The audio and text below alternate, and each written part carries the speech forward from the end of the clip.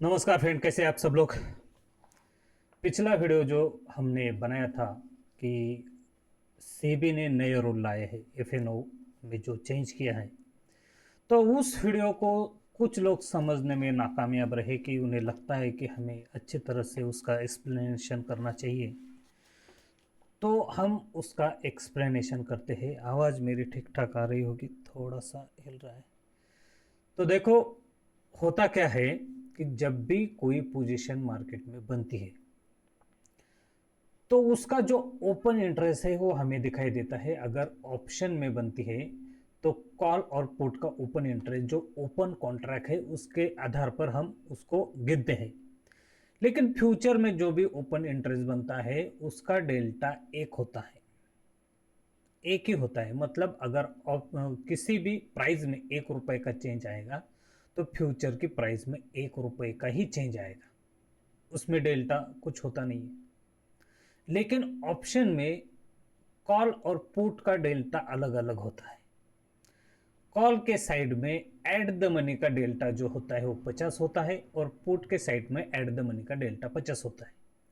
और उस डेल्टा के आधार पर उस स्ट्राइक प्राइस क्या प्राइस, जो स्ट्राइक प्राइस है उसका प्राइस क्या होगा वो निर्धारित होता है और उसके आधार पर ही मार्केट चलता है। तो हम इसको एक तरह से हम चार्ट में दिखाने की कोशिश करते हैं। देखो, हमने यह दिखाया है, समझ लो 22,000 पर निफ्टी चल रही है और इसका ओपन इंटरेस्ट है, समझ लो 120 लाख, समझ लो 120 लाख के आसपास, और इसकी प्राइस है 94 रुपीज़। लेकिन ये एट द मनी का डेल्टा 50 है, ये कॉल साइड का। अगर आप इन द मनी जाओगे कॉल साइड में, मार्केट अगर नीचे गिरना स्टार्ट हो गया और इन द मनी जाना स्टार्ट हो गया अगर आपका, तो अगर 50 पॉइंट इन द मनी जाने से आपका 5 पॉइंट बढ़ेगा, मतलब 55 के हिसाब से आपका 55 के हिसाब से डेल्टा लगेगा और उसकी स्ट्राइक प्राइस अपने आप जो प्राइस है वो बढ़ जाएगी।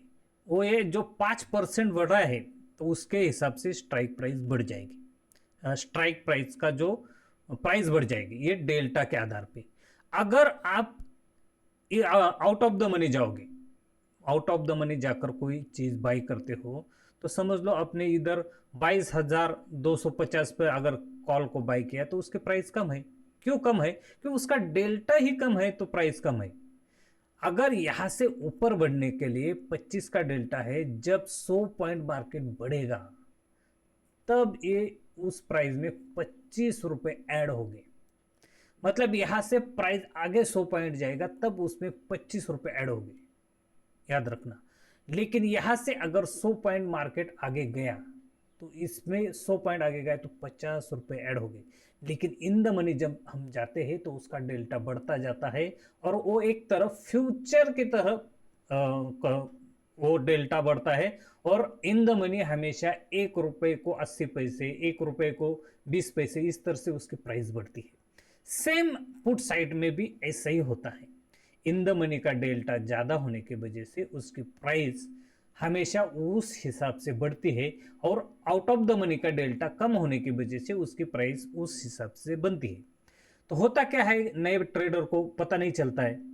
तो नए ट्रेडर क्या देखते हैं कि भाई यहाँ पे देखो ज़्यादा 2,20,000 का कॉन्ट्रैक्ट है, तो हाँ ये बोलते 22,000 पर 2,20,000 कॉन्ट्रैक्ट है, लेकिन इसका डेल्टा 30 रुपये है और ये जो कॉन्ट्रैक्ट है 1,20,000 इसका डेल्टा 50 है।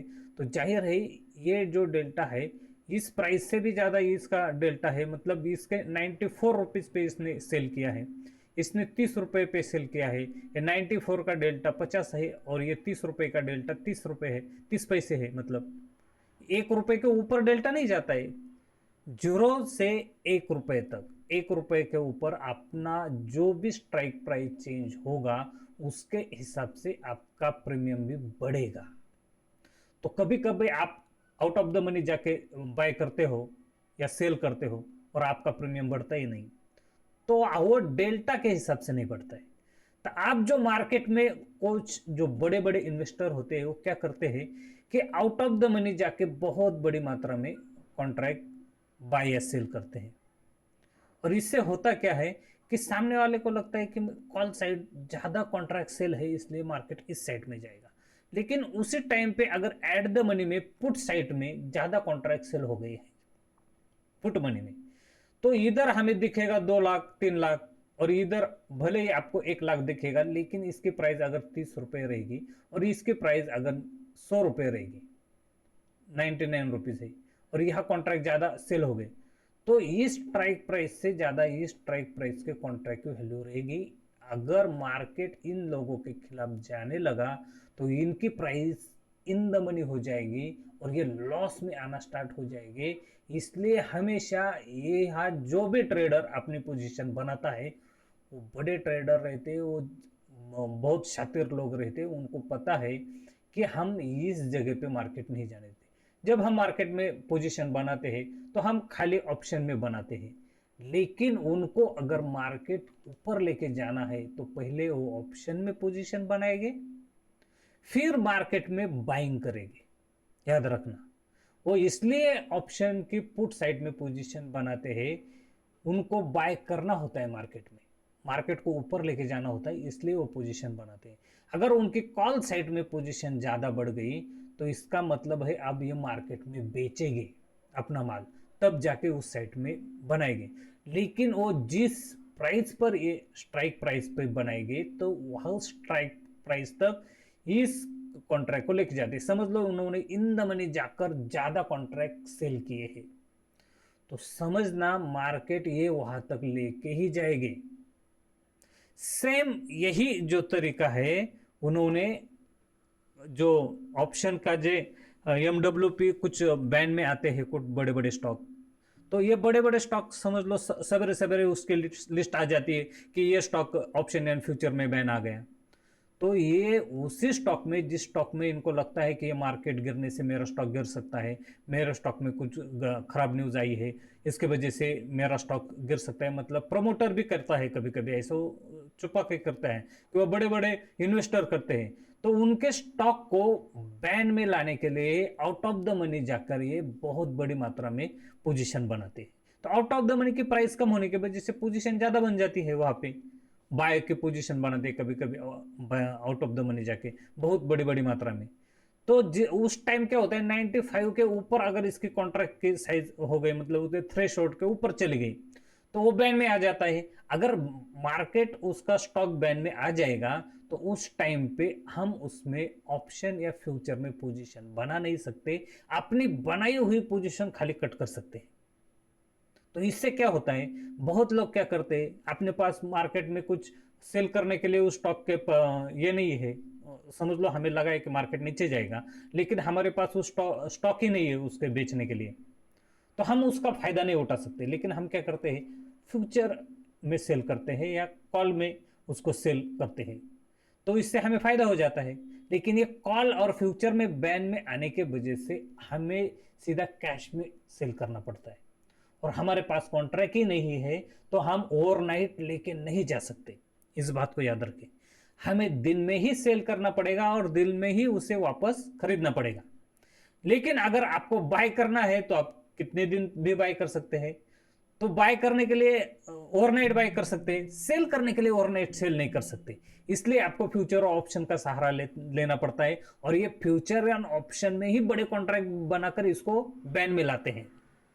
तो ये वो चाल चलते हैं अपने किसी भी बड़े स्टॉक को संभालने के लिए, और ज़्यादातर ये लोग हमेशा बड़े स्टॉक को ही मैनिपुलेशन करते हैं, और ये सेबी को पता है, इसलिए सेबी चाहती है कि जो फ्लिप फ्लोट मार्केट है, मार्केट साइज में जो फ्लिप फ्लोट में उनके शेयर है उनका 15% तक उनका रेंज होनी चाहिए ऊपर की, जिससे ऊपर जाके ये बैन में आएगा, या उस दिन का 60% से 60 गुना तक उसका उसमें ट्रेड होना चाहिए, उससे ज़्यादा चला गया तब ये बैन में आ जाएगा। तो अब इसमें और क्या चेंजेस आएंगे ये भी हमें पता चलेगा। बहुत लोगों ने हमें नीचे लिखा था कि हमें समझ में नहीं आया आपने जो समझाया है, इसलिए हम इसे थोड़े विस्तार से समझाने की कोशिश की है। आपको ये वीडियो ज़रूर अच्छा लगा होगा।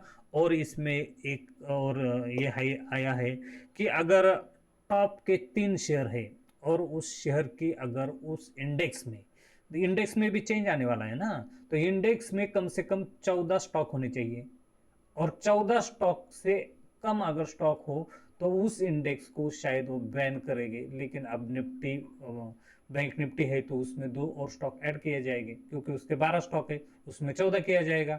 कोई भी उसमें एक स्टॉक जिसकी टोटल उसका कॉन्ट्रैक्ट साइज अगर देखा तो वो कम से कम 20% से ज़्यादा नहीं होना चाहिए। उस अगर इंडेक्स का 20% से ज़्यादा कोई एक स्टॉक नहीं होना चाहिए। तो उसमें क्या चेंजेस करेगी, या 3 स्टॉक कम से कम 45% से ज़्यादा उनका वैल्यूएशन कॉन्ट्रैक्ट में नहीं होना चाहिए। अगर कोई कॉन्ट्रैक्ट 100 का है तो किसी एक स्टॉक का ही 20 से ज़्यादा हो जाएगा, या 3 स्टॉक का 45 से ज़्यादा हो जाएगा कंट्रीब्यूशन, तो उसको भी कम करने की कोशिश की जाएगी, जिससे कि किसी एक ही स्टॉक को मैनिपुलेशन करके पूरे मार्केट को घुमाया ना जाए। तो ये सेबी जो डिसीजन लेने की कोशिश कर रही है, इसको उन्होंने सबको बताया है, इस पर चर्चा करेगी, और आने वाले वक्त में हमें ये देखने को मिलेगा। ये हमारे लिए अच्छा है, क्योंकि इससे जो मैनिपुलेशन करते हैं बड़े बड़े इन्वेस्टर, वो रोकने की सेबी कोशिश कर रही है। मुझे लगा जो पिछला वीडियो हमने बनाया था, इसके लिए हमने जिन्होंने भी उसके नीचे कमेंट्स किए कि भाई हमें ये समझ में नहीं आया, तो इसे हमने विस्तार से समझाने की कोशिश की है। मुझे लगता है शायद आप इस पार्ट को समझ जाएंगे।